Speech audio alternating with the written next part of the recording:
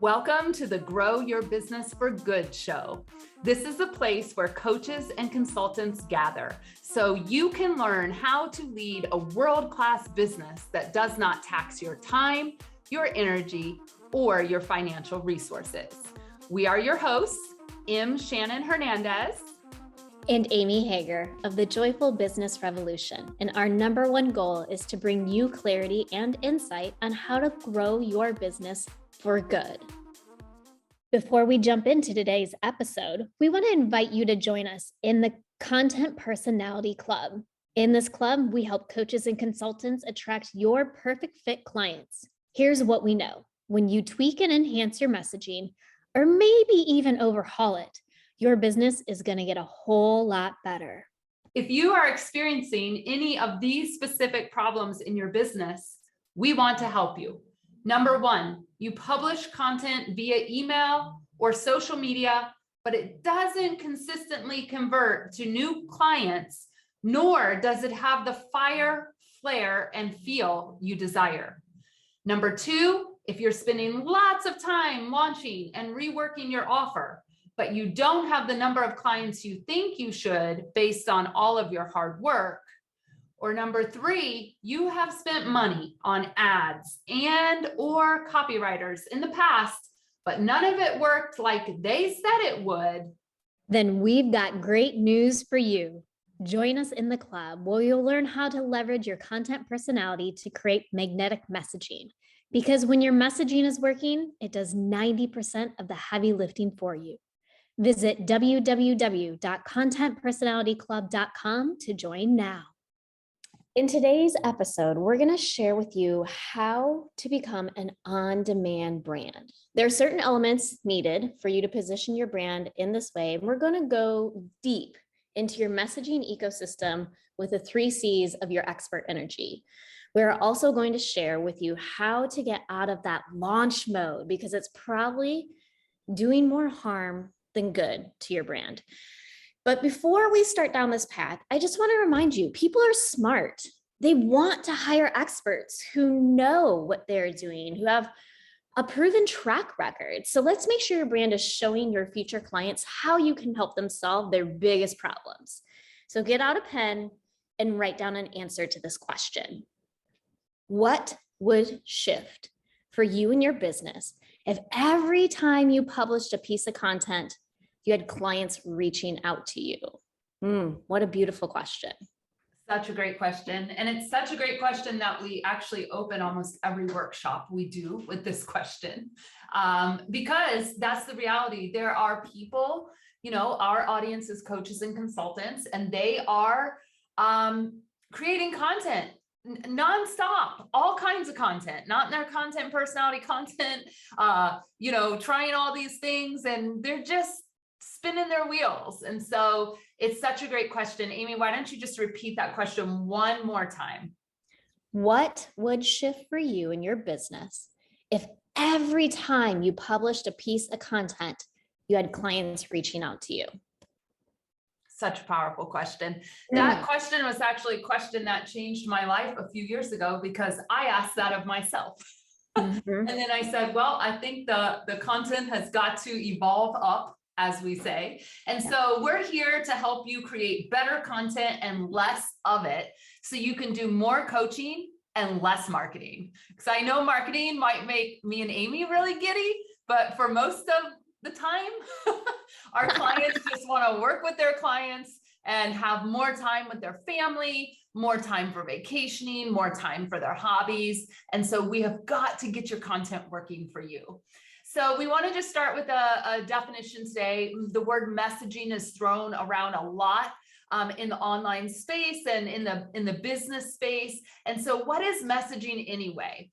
Let's just define it here because over the next 6 episodes, we're going to be talking about your messaging ecosystem, and we're going to help you understand messaging on a deeper level. So simply, messaging is the words that you use to connect to the hearts and souls of your future clients. This is the definition we like to use in the Joyful Business Revolution because Amy's being a goofball right now, those of you that can't see the video. I'm trying to get a podcast selfie, okay? I see see that. We're having fun over here, y'all. So, connecting to the hearts and souls of your future clients is what it's all about. It's not about more content. It's not about more videos, more blogs, more. It's about better. And we have a thing we say around these parts: better is better, not more is better. All right. So basically, messaging is everything in your business. It's your newsletter, it's your social media, it's how you do your sales calls and what you say, it's your blogs, it's your interviews, it is everything. And it is probably one of the most overlooked, unpaid attention to aspects of building a strong coaching and consulting business. So when your messaging gets stronger, everything is going to feel a lot easier in your marketing, and you're going to see a significant increase in your sales and revenue. What we want to do today is we want to share a couple of stories to get us started that really illustrate what happens when your messaging is landing. This is a question we get a lot, right, Amy? They say, well, how do we know when it's working? Well, people are going to be reaching out to you and saying, how can I work with you? How can I work with you? How can I work with you? Right? And so we want to really help you understand with a couple of key stories. How do you know when your words are connecting? So Amy's going to talk about launching, which is so overwhelming. And we came out of launch mode, thank God, about 2 years ago, and we've helped people transition out of launch mode. Gosh, I can't believe it's already been 2 years. I'm not going to lie. It has felt so right that like we've been doing it forever, but you're right. It was only 2 years. Wow. And so when we left that launch mode and moved to the open everyday model, it was because our messaging was stronger and our content was doing what it is supposed to do for us, like Shannon said. And so, just raise your hand in the car, sitting in front of your computer today. Like, do you get overwhelmed when you think about launching? Or when you think about the amount of content you think you need in order to sell your stuff? Is that bubbling up an overwhelming feeling and like, ugh, it's just exhausting, right? And so the difference between the launch versus the open everyday model is, well, let me break it down first. The difference is implications for revenue is the big one. You're more consistent instead of those spikes and flows. So that's the big one I think that people come to us the most about, Shannon, right? Like they're saying, I'll have months where I'll have zero income coming in, but I'm coaching clients. And then when I launch, I get an influx of cash. And so it's that up and down roller coaster feeling that a lot of people, I think, initially are like, I want consistent income. I want to be able to predict what my months are going to look like for the next 12 months. And so that is, I think, the top reason of really being able to get out of the launch mode. Yeah, hold on. I want to say something on that. So for those of you that, if you've ever done a launch or you've been a part of a launch, the massive amount of emails you get during a launch, or you have to write, the amount of social media. I actually, we're picking up some clients from another community that actually has people write 100 social media posts to put out over 10 days. 10 days? On their social media. It's 1 hour for 10 hours for 10 days. And they're talking to me in Messenger and they're just like, I can't do this anymore. Like, I'm a slave to Instagram. I wake up in the morning to work for Instagram and I'm just like, holy hell, people. Like, but this is what's taught, and it's kind of the old way of doing business. And so this launch model is this big push of energy and push of resources and push of your team and push of your capacity, right? The capacity that you have at any given moment. And guess what? You are exhausted at the end. And most of the time, you don't have the results from the launch that you had hoped for. And this is what kept happening to us, is we would put so much time and energy and resources into a launch, and then the sales just wouldn't be there. And more importantly, when the sales were there, Shannon was on the floor for the next week, exhausted, and literally could not function. And, I remember when you used to do launches, and this is before I came into the brand and was working here, you used to do launch week at 8 o'clock at night, Eastern time. And I tried to attend one and was like, oh, hell no, I'm not doing this again, because then I was on a high after that and I couldn't go to bed.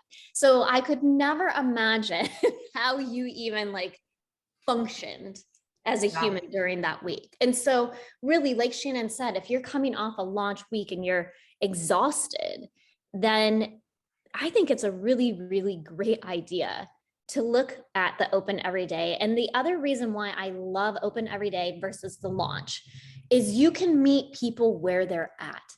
Think about how many people you're actually turning away every time you launch. You close those doors and there's people new to your energy and they're just not ready. Yeah. And, we have this frequent where people will come in, they're super excited. They want to have a conversation, but they're like, I just met you two. Like, can you give me a hot second just to get to know you a little better? And I totally have to honor that. And I think that's a beautiful process. But when we were closing those doors, those people couldn't come back in for another however many months, right? Yeah. So they were going to find other coaches who were ready to serve them when they were ready. Exactly. And this occurred to me on our last launch when I was standing in Bed Bath & Beyond. And we had moved houses. We moved into our $1 million dream home on the Hudson River. And it took me a hot minute, as Amy would say, to figure out what colors I wanted in my bedroom, what kind of curtains I wanted. I had to take measurements for the curtains. I mean, it took me a good 2 or 3 months to get stuff unpacked and be able to visualize these curtains. So we had a launch. I was exhausted. Well, we actually didn't have a launch. We had moved out of launch mode by then, but I was in Bed Bath & Beyond and I was like, wow, Bed Bath & Beyond is open every day. Whatever day I decide is the day to go talk to somebody about my curtains is the day that I get to buy curtains. And so I wrote this beautiful piece. It's on the blog post about what Bed Bath & Beyond taught me about being open every day, right? And coming out of launch mode. And I really wrote this because we had already exited out of launch mode, but I wrote this piece to help coaches and consultants understand exactly what Amy just said. If you are in launch mode and you are pushing, now we don't do ads here, but I know a lot of people do. You're driving ads to, let's say, a Facebook group, or you're driving ads to your launch page where people register. It's, for all intents and purposes, cold traffic. And if you go and you launch for 5 or 7 days and then you expect people to buy right then, they probably haven't had enough time to get to know you. Yeah. And we were finding in launch mode that the amount of people who would say yes was about, 2%, which is above industry standard, which is just fucking absurd. Let's be real. Like, we don't do anything that's 2% in this brand, right? Yeah. But we tracked it. And what we found is the people who weren't ready because they were new, they didn't have a chance to do anything else because we closed the door, which, by the way, is stupid. You don't need to close your virtual door. All right. You say those things because you've learned those things, right? So we did a lot of unlearning. We converted to open every day. And now we are literally open every day. And people, you can tell people have been trained when they come to us because they're like, well, if I don't buy right now, when's the next time that I can get in? And we're like, whenever. Tomorrow? Like, like, when are you ready? Like, we're open every day. Mm-hmm.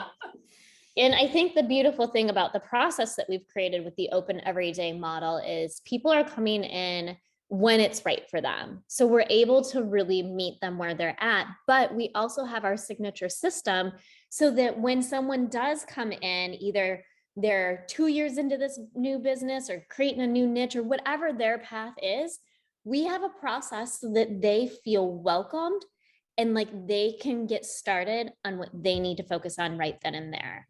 And so that was very key. And I don't want to leave that out because I don't think you could just go open every day if you had a cohort and it had to go through the exact process in order to get the results and they had to do it together. and all these things. So open everyday model does usually require some sort of signature system in order to execute it properly. Yeah, and we're excited. We've been helping our clients get their signature method or their signature system down so that no matter if they're working with one-on-ones, a group, a workshop, you pull a module out and you can use it for a cohort, a lead gen event, whatever it is, your clients are going to have amazing results and you're going to have great clarity. So what I want to share now is for those of you who are watching the video, I'm going to share our screen. We really want to show you how to become an in-demand brand, a brand where people are like, wow, one, they have their shit together. All right. That's important. Remember what Amy said at the top of this episode. People are smart and they want to hire experts, right? So how do you create what we call this demand gap so that your content is working for you and people are like, oh yeah, I am buying from them. Like, these are my people, they've got their stuff together and this makes a lot of sense to me. So Amy, I'm going to go ahead and share my screen. All right, everyone, I brought back my signature graphic. Amy's laying her eyes on the new version here for the first time. I just finished coloring it this morning. All right. So when we talk about creating the demand gap, so those of you that are listening, what is on the paper is basically two mountain ranges, one on the left-hand side and one on the right-hand side. And there are three parts of a demand, how to create this demand in your brand. And you must show the people that they're standing on the left-hand side of the paper in the mountains, and you are building that bridge to gap, right? You're going to help them with that gap to get across to the right-hand side of the paper, which is the other mountain range. We call this the demand gap. And we teach this exclusively in our programming for coaching consultants, because here's what we know happens. And we've covered this in previous episodes.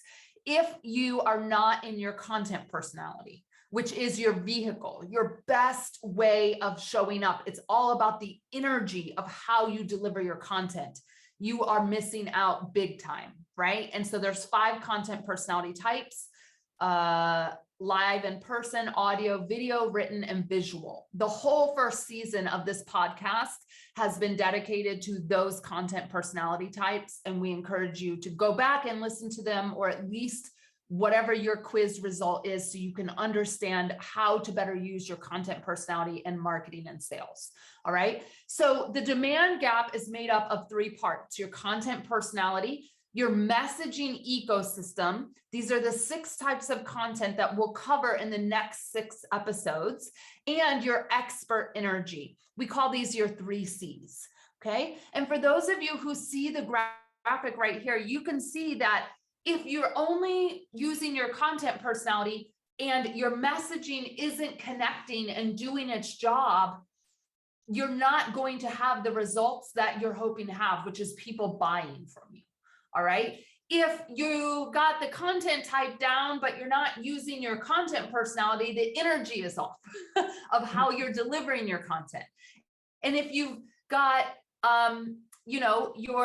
your content is working for you, but the 3 C's are off, which is on the right-hand side of the graphic. This is your expert energy. Maybe you're not consistent. You don't have conviction that what you're doing is actually changing the world, as we like to say here. And your confidence is lacking, which means there's a lack of clarity.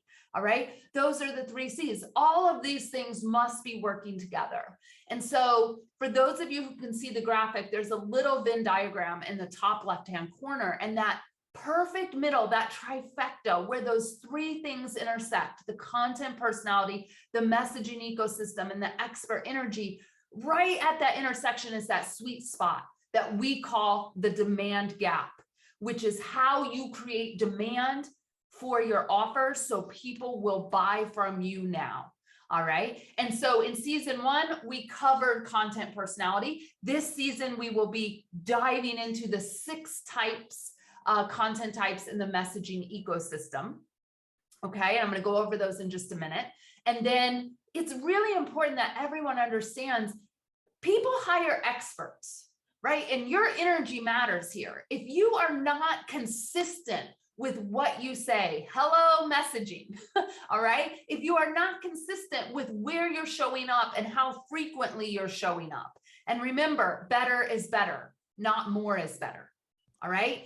If you are not convicted that what you are doing is changing the world, people feel that and they will go buy from someone else. And if you are not confident in your offer and you don't have clarity on how, the type of people that get the best results when they work with you, the type of people that you're attracting, this energy goes all wonky and people can feel it. And so these are the areas that we work with. So just briefly, I'm going to go over the 6 content types we'll be focusing on in the future episodes coming up. The first type is mission-driven content. This type of content is meant to build community, whether they ever buy from you or not, but they are, it's community building. It's letting people know what your mission is in your business and what you're all about. Connection content is that know, like, and trust content. Share your stance content is the content where you are taking a stand for the shit that's going on in your industry and you are speaking up about it.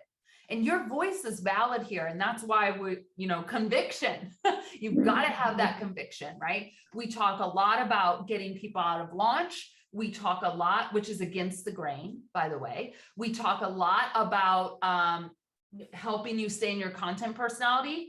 Nobody else can talk about that, right? That's our unique stance. That's a proven framework over and over again.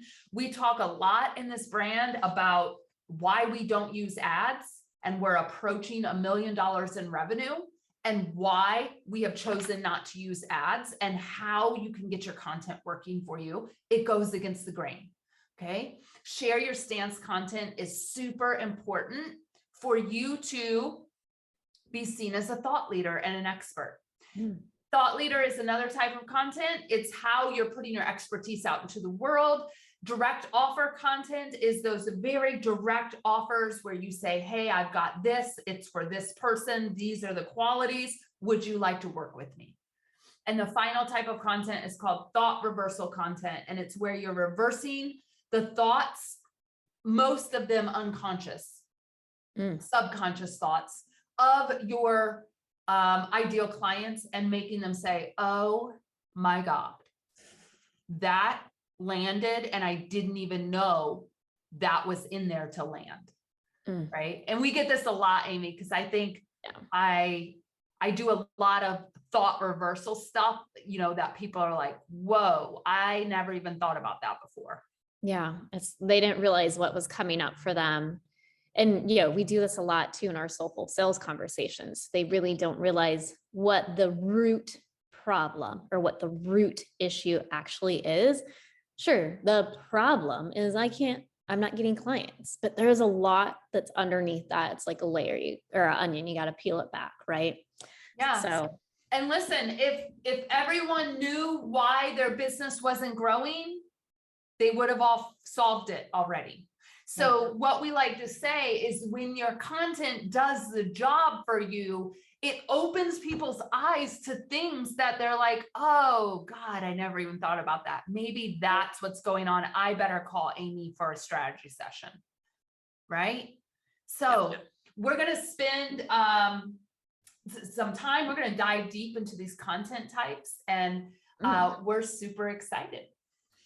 So if you join us for our next episode where we dive into the share your stance content, which is one of those 6 messaging ecosystem content types that Shannon just reviewed with us, our share your stance content is that content that's going to take that stance and share your thoughts and commentary on what's going on in your industry. So we'll see you in our next episode. Bye-bye. Bye. Thank you for listening to the Grow Your Business for Good podcast with your hosts, M. Shannon Hernandez and Amy Hager.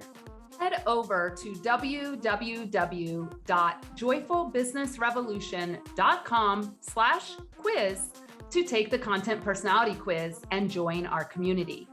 And remember our mantra, if it ain't joyful, we ain't doing that shit. If you haven't done so already, please subscribe to the show, leave a review, and spread the good news with other coaches and consultants.